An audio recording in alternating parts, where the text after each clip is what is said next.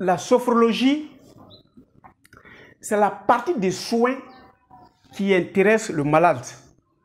Ou bien c'est la partie de la prévention qui intéresse nous, les bien portants.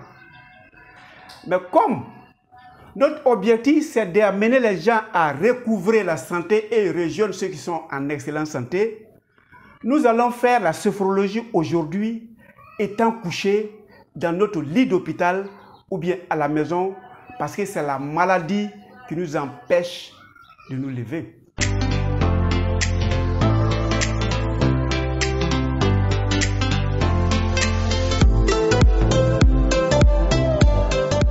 Bienvenue à Objectif Santé, votre chaîne de bien-être, qui vous permettra de vous auto-soigner parce que vous avez compris que pendant que le médecin en face est en train de vous donner des traitements, vous deviez vous aussi contribuer par la pensée, par la respiration, par la visualisation. Alors, vous êtes malade, vous êtes couché dans votre lit d'hôpital, étant couché, vous allez visualiser aujourd'hui au votre cheveu un soleil qui est en train de descendre. Vous visualisez, le soleil n'est pas là, mais dans votre pensée, vous deviez être capable de faire descendre le soleil. Donc, je suis couché comme le malade. Donc, vous prenez la position où vous êtes confortablement couché. Je vais prendre une position d'un malade et moi je prendrai la position qui m'arrange. Si vous prenez cette position, tant mieux. Dans le cas contraire, prenez la position qui vous arrange. Je suis couché, je suis malade, le médecin vient de faire son diagnostic ou bien a revu le protocole de traitement de la journée. Et puis il s'en va en attendant que je reçoive les soins. Aujourd'hui, la première des choses, vous prenez la position où vous êtes détendu. Et pendant l'exercice, si cette position commence à vous déranger, prenez l'autre position où vous êtes détendu. L'objectif de la sophrologie, ce n'est pas de vous tendre, mais c'est de vous aider à vous détendre. Donc, voilà la position que moi j'ai choisie. Je suis suffisamment détendu. Celui qui veut, il ferme le visage. Là aussi, il n'y a pas de problème. Voilà, il y en a qui préfèrent fermer le visage avec la couverture. Certains d'autres vont découvrir. Certains fermeront les yeux. D'autres vont découvrir.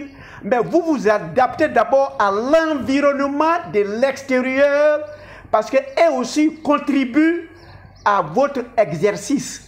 Ce que vous entendez dans le couloir, ce que le voisin malade dit, celui qui a garé le chariot d'à côté, tout ce bruit autour de toi fait partie de l'existence de votre exercice. Si vous les acceptez, vous allez voir que ça va rentrer dans l'exercice et ça ne va pas vous encombrer. Mais si vous les rejetez, ces exercices vont contribuer à vous tendre au lieu de vous détendre. Quel que soit le bruit, quel que soit ce que vous entendiez, vous acceptez, vous écoutez et vous allez voir que votre organisme va s'adapter et ça n'aura plus d'impact sur vous. Ça, c'est le premier élément. Avant d'aller au deuxième exercice, je vous demande de cliquer sur s'abonner pour ceux qui viennent d'arriver. C'est pour dire que vous êtes désormais membre de Objectif Santé de Dr Nature.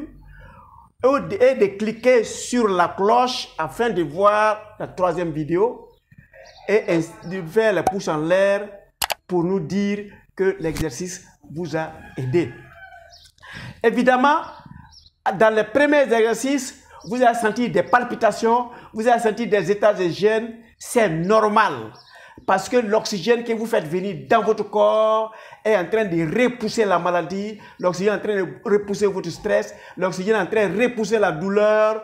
Donc, le petit palabre que votre quantité d'oxygène qui vient avec le mal, le stress, la douleur qui est dans votre corps vont avoir quelques frictions. Mais quand vous continuerez, la quantité d'oxygène sera supérieure à la douleur et vont repousser la douleur en dehors et vous serez apaisé. Donc, on est détendu. Maintenant, on va respirer. Vous êtes bien détendu. Cette fois, on va respirer avec le ventre. Donc, vous faites en sorte que c'est le ventre qui gonfle, c'est le ventre qui se dégonfle.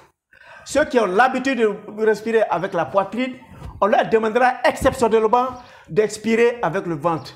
Il y en a qui respirent avec et la poitrine et le ventre. On leur demandera de privilégier aujourd'hui le ventre. Il y en a qui respirent avec le ventre, avec eux, il n'y aura pas de problème. Deuxième conseil que je vous ai donné, vous inspirez avec le nez et aujourd'hui, on va expirer avec la bouche.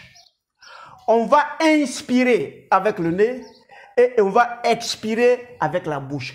Si vous faites et vous sentez des frissons, vous sentez que vous êtes en train de transpirer et que vous êtes fatigué, vous arrêtez quelques minutes. Si vous vous retrouvez, recommencez. Retenez seulement que tous les états de gêne que vous avez là, c'est les maladies, c'est les douleurs, c'est le stress, c'est les anxiétés qui sont en train de sortir et ils ne sont pas prêts à sortir parce que ces maladies étaient venues pour vous tuer. Vous luttez pour les faire sortir. Évidemment, il faut un peu de friction pour que ça marche. Donc, ne soyez pas inquiets. C'est normal quand nous allons inspirer, quand nous allons expirer. Et progressivement, vous allez sentir que l'air qui va rentrer dans votre nez, vos narines, c'est bien frais. L'air qui va sortir par la bouche, c'est bien chaud. Évidemment, la santé rentre. La santé va prendre tout l'organisme et la maladie sortira cette fois par l'air. J'ai dit qu'on a 4 émonctoires. On a l'intestin quand on va à la selle, on a le rein quand on urine, on a la peau quand on transpire et on a le poumon quand on respire. Aujourd'hui, nous allons utiliser l'émonctoire des poumons qui va nettoyer les saletés et les saletés peuvent sortir par air et c'est cette technique que nous allons faire aujourd'hui. Donc, je suis couché. Si je veux, je ferme les yeux et puis j'inspire. J'expire par la bouche.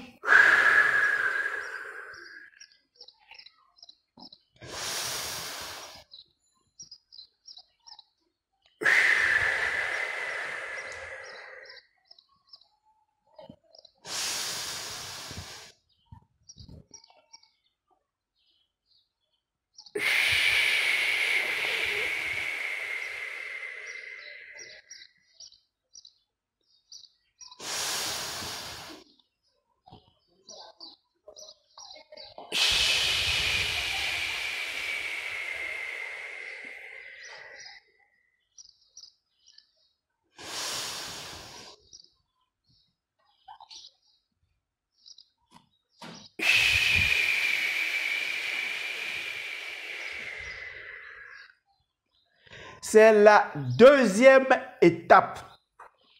C'est le deuxième exercice. Et vous le faites autant que vous pouvez. Si ça a 1 minute, vous le faites. Si vous êtes fatigué, vous faites votre pause. Et vous allez sentir des fourmillements, des états de gêne, toutes les sensations, des malaises sont la bienvenue. Parce que ces sensations de malaise sont en train de vous informer que la maladie qui était enfouie dans vos cellules, le stress qui était dans votre corps, la douleur qui ne voulait pas partir, a commencé à être gênée et cette douleur doit prendre congé de vous. Étant dans votre lit d'hôpital, on n'a pas besoin de se faire assister, on n'a pas besoin d'un docteur, on a besoin d'inspirer en quantité et d'expirer en quantité. Voilà la deuxième étape. Donc, vous inspirez, vous bloquez, vous expirez par la bouche, vous bloquez, vous inspirez par le nez, vous bloquez, vous expirez par la bouche, vous bloquez. Toutes les sensations de gêne sont la bienvenue. Ne craignez rien, ça doit venir et ça viendra et ça va partir.